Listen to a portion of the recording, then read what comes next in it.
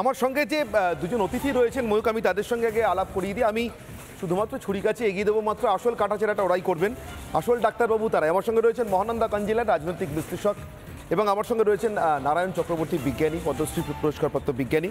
আমি দুজনের কাছে একে একে আসবো। আমি প্রথম মহানন্দা দিই, আপনাকে জিজ্ঞাসা করবো, আপনার কাছে জানতে চাই যে সমীক্ষার ফল আমরা কালকে দেখিয়েছি, ডাবল এক্সিট পোলের ফল, তাতে বিজেপি নেতৃত্বাধীন এনডিএ জোটের আসন সংখ্যাটা খুব কম করে হলো 359, আর খুব বেশি হলে 368 পর্যন্ত যেতে পারে। একটা এরার মার্জিন রাখাই রয়েছে, যেরকম সমস্ত এক্সিট পোলেই থাকে, 3% এরার মার্জিন রাখা রয়েছে। কিন্তু আমার এখানেই একটা প্রশ্ন মহানন্দী, যে 359-এর নিচে নামছে না, 368-র উপরে যাবে কি যাবে না সেটা আমাদের শেষ ফল পাওয়া পর্যন্ত অপেক্ষা করতে হবে। কিন্তু ইন্ডি জোট আমরা যে পোল অফ পোলস করেছি তাতেও কিন্তু অর্থাৎ সবকটি সংস্থা যে পোল করেছে তার একটা মিন অ্যাভারেজ করলে যা হয়, গড় করলে যা হয়, তাতেও কিন্তু ইন্ডি জোটকে 150-র উপরে ওঠানো যাচ্ছে না। যারা এই দুদিন আগে পর্যন্ত, এমনকি কালকেও সরকার করার দাবি জানাচ্ছেন, তাদের কাছ থেকে খুব প্রত্যাশিত কি, এতটা কি এদিক ওদিক হেরফের হতে পারে? প্রথমেই বলি যে কোনো নির্বাচনেই ভোটের ফলাফলটা দুটো জিনিসের উপর ডিপেন্ড করে। একটা হচ্ছে যে শাসক দল সে কি ইস্যুতে লড়েছে এবং জনগণের কাছে তার বার্তাটা কি গেছে, সদর্থক না নেগেটিভ, এটা একটা দিক থাকে। আর আরেকটা দিক থাকে যে বিরোধীরা তারা কিভাবে সরকারের যে দোষগুলো সেটাকে হাইলাইট করতে পেরেছে। এটা অবশ্যম্ভাবী যে নরেন্দ্র মোদীজি এবারে আবারও প্রধানমন্ত্রী হবেন, এ বিষয়ে কোনো সন্দেহ নেই। কিন্তু এমন নয় যে নরেন্দ্র মোদীজির বিরুদ্ধে ভারতবর্ষে কোনো ক্ষোভ নেই, আছে, অনেক ইস্যুতে ক্ষোভ আছে। কিন্তু বিরোধীরা সেই ক্ষোভগুলোকে কতটা মানুষের কাছে প্রজেক্ট করতে পেরেছে, হাইলাইট করতে পেরেছে, সেটা হচ্ছে সবথেকে বড় জিনিস। কাজে এই ডিফারেন্সটা থাকবেই। যদিও ইন্ডিয়া জোটের সবথেকে বড় যেটা সমস্যা হয়েছে, যেটা আমরা দেখতে পেয়েছি, সেটা হচ্ছে যে নরেন্দ্র মোদীজির যে ইমেজ, যেটা উনি খুব ধীরে ধীরে তৈরি করেছেন ভারতবর্ষের মানুষের কাছে, বিদেশের কাছে, সব জায়গাতে, সেই রকম ইকুইভ্যালেন্ট একটা মুখ তৈরি করা, এটা কিন্তু ইন্ডিয়া জোট এখনো করে উঠতে পারেনি। তারা বারবার বলছে যে আফটার পোল আমরা এটাকে প্রজেক্ট করব, সেটা হচ্ছে সব থেকে বড় ড্রব্যাক। আর নাম্বার 2, আমি যেটা বললাম যে যারা সরকারে থাকেন তাদের কিছু না কিছু দোষ তো থাকবেই, যেটা পরবর্তীকালে রাজনৈতিক ভাষায় আমরা অ্যান্টি ইনকামবেন্সি বলি, সেটাকে কতটা হাইলাইট করতে পারছে ইন্ডিয়া জোট। কিন্তু আমরা দেখতে পেয়েছি সেটা রাহুল গান্ধীর পদযাত্রাই হোক বা যাই হোক, ঠিক সেইভাবে কিন্তু হাইলাইটেড হয়নি একেবারেই। আমি বিজ্ঞানী নারায়ণ চক্রবর্তীর কাছে যাবো। নারায়ণবাবু, উনি মহানন্দাদি খুব অদ্ভুতভাবে এবং ঠিকভাবেই অ্যান্টি ইনকামবেন্সির কথা বলছিলেন। আমি অদ্ভুত কথাটা বললাম এই কারণে, এবার মহানন্দাদি, নারায়ণবাবু, এবার কিন্তু বলা হচ্ছে একটা অন্য সুইংয়ের কথা। সিফোলজিস্টরা এরকম সুইংয়ের কথা শুনেছেন কিনা এর আগে আমি জানি না, আপনি বলতে পারবেন আরও ভালো করে নারায়ণবাবু। বলা হচ্ছে প্রো ইনকামবেন্সি সুইং, অর্থাৎ আমি চাই না যে প্রতিষ্ঠান আছে তা কোনোভাবে ক্ষমতা থেকে যাক, সেটাকে বাঁচানোর জন্য যে মানুষ গতবার ভোট দেননি তিনি এবার আরও এগিয়ে এসে ভোট দিয়ে সুইং করছে, সেটা বা উল্টো দিক থেকে ভোটটা আসছে, এটা কতটা সম্ভব? দেখুন, সর্বভারতীয় ক্ষেত্রে এবং পশ্চিমবঙ্গেও তার অঙ্গ হিসেবে খানিকটা আছে প্রো ইনকামবেন্সি ফ্যাক্টর।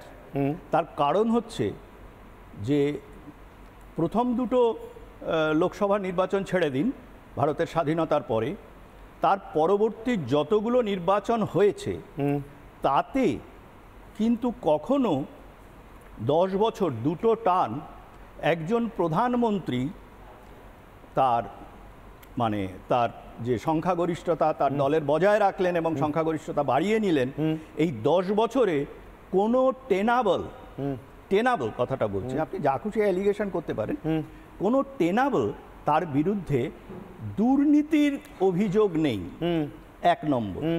দ্বিতীয় হচ্ছে যে ভারতবর্ষের ফরেন পলিসি এবং ভারতবর্ষের যে আমাদের প্রতিবেশী রাষ্ট্রদের সঙ্গে সম্পর্ক, স্ট্রংলি নিজের জায়গাকে এনফোর্স করা, যেটা আগে কখনো কোনো প্রধানমন্ত্রিত্বের সময়ে দেখা যায়নি। আমি অটল বিহারী বাজপেয়ীর সময়টা ছেড়ে দিলাম, ওই সময় খুব গোলমাল ছিল। কিন্তু পশ্চিমবঙ্গে যেটা হয়েছে সেটা হচ্ছে লাগাম ছাড়া দুর্নীতি। এবং আমি মনে করি যেটা যে পশ্চিমবঙ্গে আজকে বিরোধী শক্তি মানে বিজেপির একেবারে না, আমি পশ্চিমবঙ্গের কথাতে আসবো। কালকে আমরা মমতা ব্যানার্জির ক্যাম্পেইন, কালকে আমরা অনেক বেশি করে পশ্চিমবঙ্গের কথা যেহেতু আলোচনা করেছি, এবং আজকে আমরা এই মুহূর্তটা বা এই কিছুক্ষণ সামনের কিছুক্ষণ সময় অন্তত কিছু মিনিট অন্তত অনেক বেশি করে ভারতের কথা আলোচনা করতে চাইছি, সার্বিক ফলটা নিয়ে। আমি ময়ূক, তাই তোমার কাছে আরেকবার ফিরে যাচ্ছি যে প্রো ইনকামবেন্সি সুইং, সেফোলজিস্টদের ভাষায়, ভোট বিশেষজ্ঞদের ভাষায়, এটা একটা নতুন ট্রেন্ড। কি রাজাগোপাল বাবুরা কি বলছে ময়ূক? অনির্বাণ, রাজাগোপাল বাবু এখানে রয়েছেন আমার সঙ্গে, কিন্তু একবার আমি যে এই মুহূর্তে ট্রেন্ড যেটা তুমি বলছিলে নাম্বার, এটা তোমাদের আরও হয়তো কোনো সুবিধা হবে, যে নাম্বারগুলো এক ঝলক আমি দর্শকদের জন্য দেখিয়ে দিই। শুভ্রাংশু এবং অনির্বাণ একদিকে অতিথিদের নিয়ে রয়েছেন এবং আমার সাথে এই মুহূর্তে যে ওয়াল রয়েছে সেই ওয়ালে আমি দেখে নিতে চাই নরেন্দ্র দামোদর দাস মোদি 359-এ নরেন্দ্র দামোদর দাস মোদি এগিয়ে আসছেন। নরেন্দ্র দামোদর দাস মোদি হতে চলেছেন পরবর্তী প্রধানমন্ত্রী। রাহুল গান্ধী অনেক লড়াই করেছেন, চেষ্টা করেছেন প্রধানমন্ত্রী হবার, কিন্তু রাহুল গান্ধী হচ্ছেন না, মমতা বন্দ্যোপাধ্যায় হচ্ছেন না, অরবিন্দ কেজরিওয়াল হচ্ছেন না, হচ্ছে নরেন্দ্র দামোদর দাস মোদি। 154-এ থেমে যেতে হচ্ছে এই মুহূর্তে। এনডি জোট 154 শেষ, খেলা শেষ।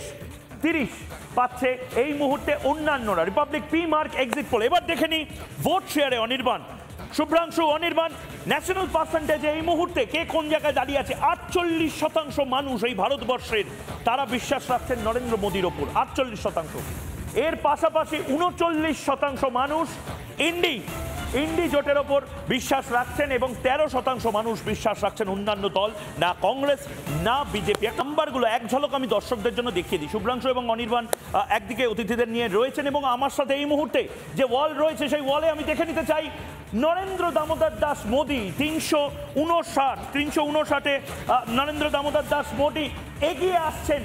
নরেন্দ্র দামোদর দাস মোদি হতে চলেছেন পরবর্তী প্রধানমন্ত্রী। রাহুল গান্ধী অনেক লড়াই করেছেন, চেষ্টা করেছেন প্রধানমন্ত্রী হবার, কিন্তু রাহুল গান্ধী হচ্ছেন না, মমতা বন্দ্যোপাধ্যায় হচ্ছেন না, অরবিন্দ কেজরিওয়াল হচ্ছেন না, হচ্ছে নরেন্দ্র দামোদর দাস মোদি। 154-এ থেমে যেতে হচ্ছে এই মুহূর্তে। এনডি জোট 154 শেষ, খেলা শেষ।